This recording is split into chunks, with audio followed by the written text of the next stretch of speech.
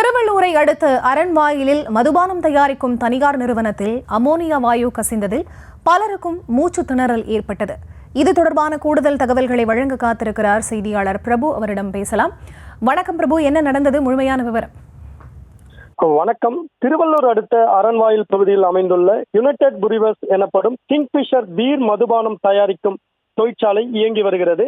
இந்த தொழிற்சாலையில் பீர் பாட்டில்களை நிரப்புவதற்கு கார்பன் டை ஆக்சைடு மற்றும் நைட்ரஜன் டை ஆக்சைடு ஆகிய வாயுக்களை பயன்படுத்துவதுடன் அமோனியா வாயுவும் பயன்படுத்தப்படுகிறது. மேலும் பீர் பாட்டிலின் முறையில் இந்த வாயு முக்கியமான 2 காரணங்களுக்காக பயன்படுத்தப்படுகின்றன.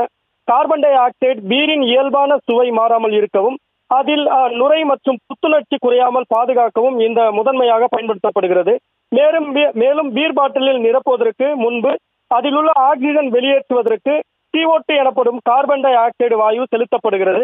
மேலும் சில பிரீமியம் ரக பீர் வகைகளில் மென்மையான நுரை அமையவும் பீர் பாட்டிலுக்குள் ஆக்சிஜன் புகுந்து பீர் கெட்டு போகாமல் இருப்பதற்காகவும் நைட்ரஜன் வாயுவானது பயன்படுத்தப்பட்டு வருகிறது.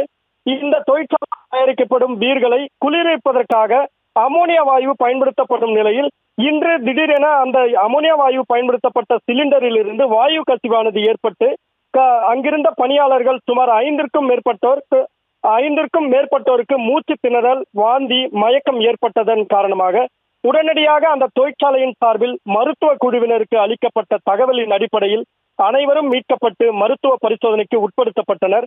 மேலும் அமோனியா வாயு கசிவு ஏற்பட்ட சிலிண்டரில் இருந்து முற்றிலுமாக அமோனியா வாயு வெளியேறுவது தடுக்கப்பட்டு இருப்பதாகவும் வேறு யாருக்கும் இந்த பிரச்சனை ஏற்படவில்லை எனவும் தொழிற்சாலை நிர்வாகம் சார்பில் விளக்கம் அளிக்கப்பட்டது.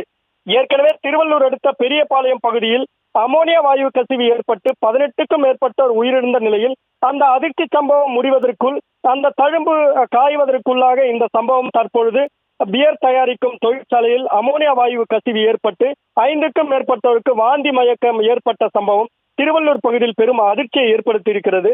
இதனைத் தொடர்ந்து அமோனியா வாயு கசிவு ஏற்பட்ட பீர் தொழிற்சாலையில் மாசு கட்டுப்பாடு வாரியம் மற்றும் செவ்வாய்ப்பேட்டை காவல் நிலைய போலீசாருடன் வட்டாட்சியர் தொழிற்சாலைக்குள் சென்று விசாரணையானது மேற்கொண்டார். இதனைத் தொடர்ந்து வட்டாட்சியர் விசாரணை மேற்கொண்டு பின்னர் அந்த நிறுவனத்திலிருந்து வெளியே வந்தபோது அங்கிருந்த பொதுமக்கள் வட்டாட்சியரை சூழ்ந்து கொண்டு வாக்குவாதத்தில் ஈடுபட்டனர். அமோனியா வாயு கசிவு ஏற்பட்ட நிலையில் தொழிற்சாலையில் பணியில் இருந்த தொழிலாளர்களுக்கு என்ன ஆனது என்பதை நிறுவனம் சார்பில் எந்த விளக்கமும் அளிக்காத நிலையில் 108 ஆம்புலன்ஸுகள் 2 வரவழைக்கப்பட்ட நிலையில் அவற்றை தொழிற்சாலை சார்பில் அழைக்கவில்லை எனவும் கூறுவது ஒரு சந்தேகத்தை ஏற்படுத்துவதாகவும், உடனடியாக பணிபுரிந்து வாயு கசிவு ஏற்பட்ட பாதிக்கப்பட்ட தொழிலாளருக்கு என்ன ஆனது என்பதை விளக்க வேண்டும் என்பதை வலியுறுத்தி வட்டாட்சியரின் காரை முற்றுகையிட்டு பொதுமக்கள் வாக்குவாதத்தில் ஈடுபட்டது. அங்கு பரபரப்பான சூழ்நிலை நிலவியது. அதுபோல் சம்பவ இடத்திற்கு பூந்தமல்லி சட்டமன்ற உறுப்பினர் பிரகாசம் நேரில் சென்று ஆய்வு மேற்கொண்டு அங்கிருந்த அதிகாரிகளுடன் அந்த என்ன ஆனது என்பது குறித்து விசாரணையும் மேற்கொண்டு அங்கு நிலையை கேட்டறிந்தார். இதெல்லாம் ஒரு புறம் இருக்க, அமோனியா என்ற விஷவாயு மனிதனுக்கு கேடு விளைவிக்கும் என தெரிந்தும் அந்த பொருட்களை பதப்படுத்துவதற்காகவும் அவற்றை நீண்ட நாட்கள் கெடாமல் பாதுகாப்பதற்காகவும் தொழிற்சாலைகளில் -18 முதல் -35 வரை குளிர்விக்கக்கூடிய அமோனியா வாயுவை பயன்படுத்துகின்றனர்.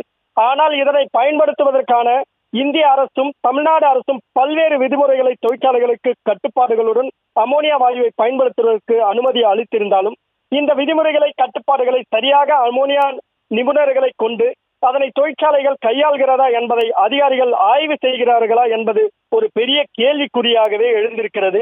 இது போன்ற தொழிற்சாலைகளில் ஏழை மக்கள் வெகு அளவில் பணிபுரியும் நிலையில் அவர்களின் உயிரை பாதுகாக்க வேண்டிய தொழிற்சாலை அதிகாரிகளும் அரசு அதிகாரிகளும் அவர்களின் உயிர்களை துச்சமாக நினைத்து உயிர் போன பின்னர் பெயரளவிற்கு நடவடிக்கை எடுப்பது தொடர்ந்து வருகிறது. ஏழை குடும்பத்தில் ஒருவர் சம்பாதித்து அதனை மொத்த குடும்பத்தையே காப்பாற்றும் நிலையில் அமோனியா வாயு பயன்படுத்தும் நிறுவனம் உயிருக்கு ஆபத்தானது என தெரிந்தும் கூட அந்த குடும்பத்திலிருந்து ஒருவர் பணிபுரிந்து இது போன்ற அரசு அதிகாரிகளின் அலட்சிய போக்கினாலும் தொழிற்சாலை அதிபர்களின் கொள்ளை லாபத்திற்காகவும் தங்களின் உயிரை பறிகொடுக்கும் நிலையானது இந்த திருவள்ளூர் மாவட்டத்தில் தொடர்ந்து வருகிறது.